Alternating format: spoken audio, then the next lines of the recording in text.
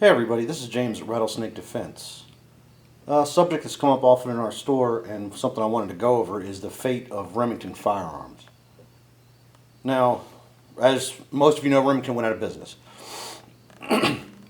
Remington also owned Barnes, Marlin, Bushmaster, DPMS, AAC silencers, Storm Lake barrels, H&R firearms, Tapco. They were all purchased under the Freedom Group, and they all ran as one big organization. So what's interesting is when Remington went out of business, they sold each part of Remington off individually, and it turns out there were a lot of little pieces. A lot of different companies run under the Remington Freedom Group name. So I want to let you guys know what's up and just give out a little shorter bit of information. Remington Firearms was purchased by a company called Round Hill Group. I don't know anything about them other than they're a real estate investment group. They have acquired an FFL and they have started shipping firearms out, Remingtons. I'm told they're only going to do the Remington 700 and 870 shotguns. We have actually received a few of these models in, but the models we received were still marked Remington Firearms. The new ones they're going to make are going to be marked REMARM, REMARM, and I haven't seen any that they've actually manufactured. I assume that the ones that we saw were leftovers that were somewhere in the process of being finished, and they sent them out to liquidate inventory. So I don't have a whole lot of personal interaction with Remington. We used to be big dealers of theirs. We used to deal a lot of Remington guns. Their quality went down over the years. We kind of tapered them out. I'm curious to see the quality of the new 700s and 870s. It makes me feel bad for some of the other models. I know some people are looking for like Model 7s or 1100s, 1187s. I'm told they're not going to do any of that for right now. We'll have to wait and see what the future holds. Now, the other big part of Remington that everybody knows is Remington ammunition.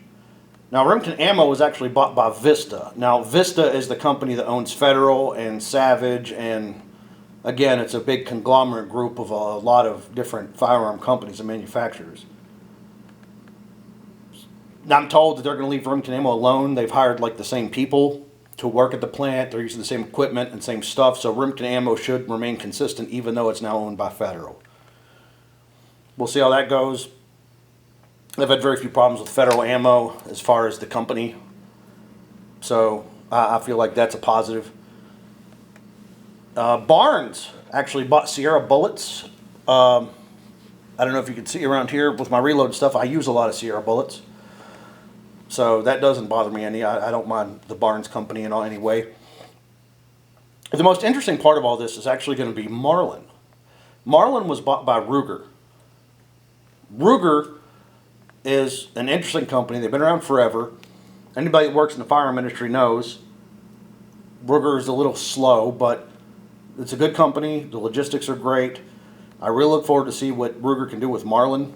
I think in the long run that's going to be great. Unfortunately, all this stuff went down in 2020. It's now middle of the year, 2021. I still have yet to see any Marlin firearms. I hope they get going really soon.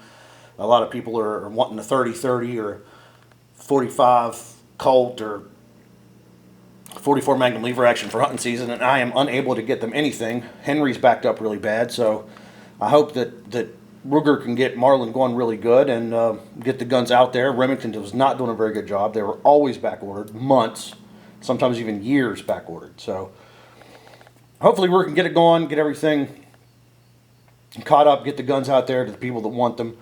The leftovers were, and I thought this was interesting too, you have Bushmaster Firearms was owned by Remington. That's now owned by Franklin Armory. They're the ones that make like the binary triggers. So I look forward to see what they're going to do with that. I assume they're going to make full guns, and I've seen a few. Tapco was bought by Sportsman's Warehouse. I didn't use a lot of Tapco stuff personally. DPMS, H&R, AAC silencers, Parker shotguns, and Storm Lake barrels were all bought by JJE Holdings, which is Palmetto State Armory. So my last video was me reviewing a Palmetto State handgun.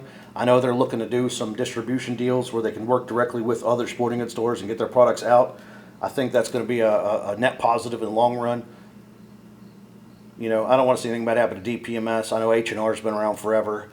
It would tickle me pink if they would come out with some single shot shotguns and rifles again. I know a lot here in West Virginia, a lot of us were raised on single shot 12 gauges, single shot 243s, and the nostalgia is strong with firearms guys. So there hasn't been much for single shots lately. I think a lot of people would look forward to seeing that. So there's what we know so far.